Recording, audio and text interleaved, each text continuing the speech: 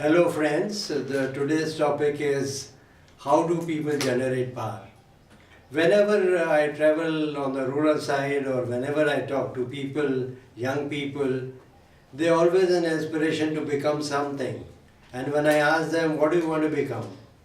People say, I want to become a collector, I want to become a police officer, I want to be a CA. And then I said, why do you want to become all this? The usual answer is because we want power. So the aspiration of the youth in India is how to generate power. And today we'll talk about how people generate power. There are two ways of generating power. One is through absolute power and the other is a softer way of doing it through influence. Now first thing we'll talk about is how do we generate power or influence, to be precise, by not using authority.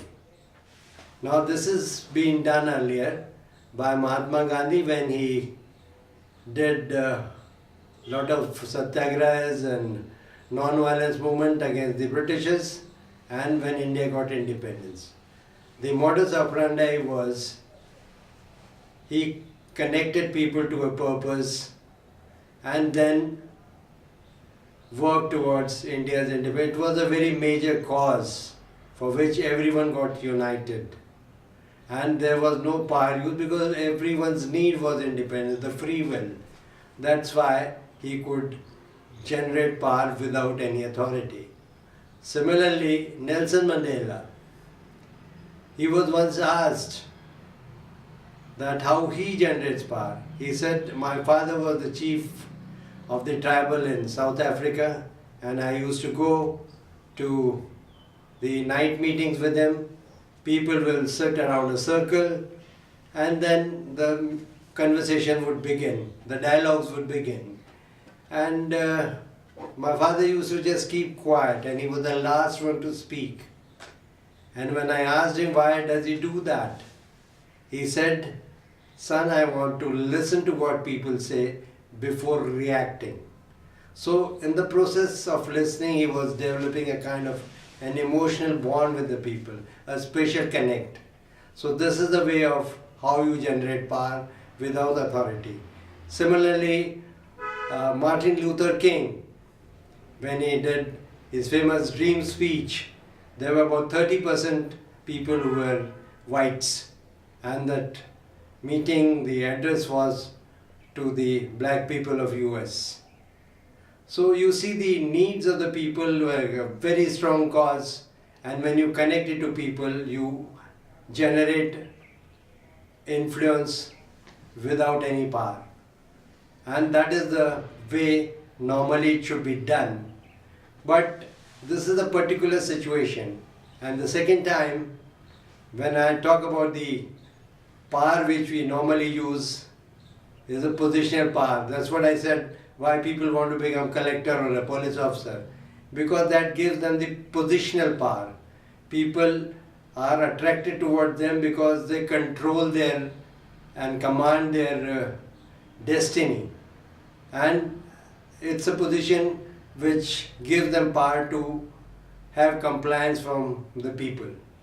So this is the way they generate a lot of power. And this is what most of the people see and like. And the second power matrix is that people have superior knowledge, technical skills, and that gives them the kind of authority so that all people are attracted towards them because no one else has that kind of a knowledge to take them forward. So this forwardness is dependent on the interdependency of other people on that person. So if that situation is there, this person will have an absolute power. The third thing is networking. It is important to know things, but it's more important to know whom you know.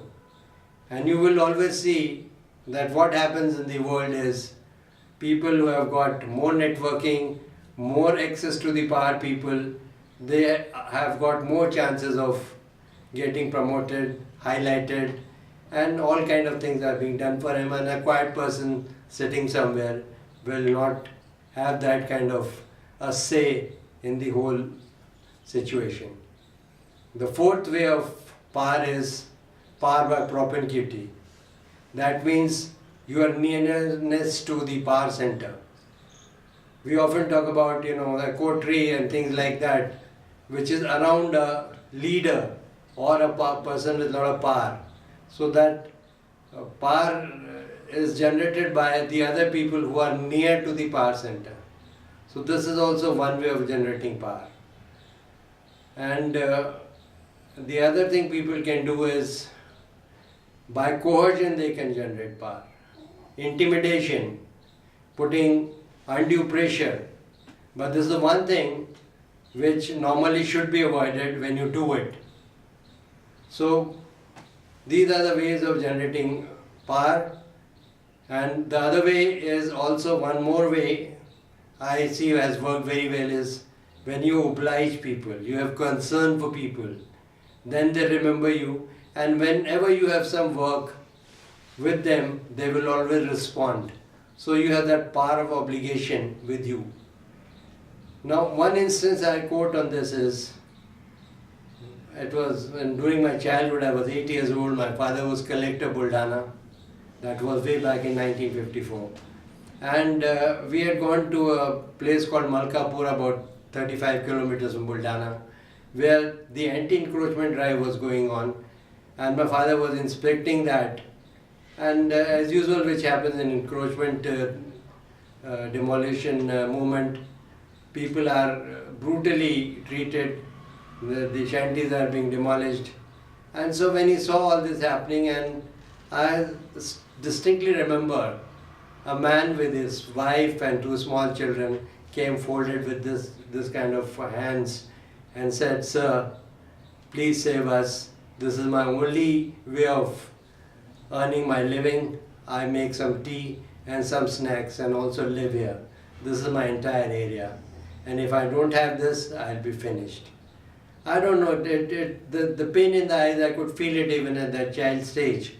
But my father probably read it better and then immediately stopped the demolition taking place. Talked to the people concerned, there were many people there. And there was a big meeting which went on for 2 hours, and then there was a consensus by which he agreed that he will find out a separate land, build their shanties there and allow them to go there after a month. So the demolition drive was stopped, and when everything was ready, he opened even a school for these children of those people who were settled there, and they were all happy. And soon after that, a month after that, he was transferred from Buldana to Nagpur. And the kind of crowd which assembled at the collector's bungalow, I still thought was a gesture by the people of Buldana and the district. There were thousands of people at the bungalow to bid him a farewell. So this is how you balance power and influence together. And the second lesson I learned is that humanity is more powerful, the free will is more powerful than coercion. So that's it. Best luck. Use your power judiciously and you'll be very happy. Thank you.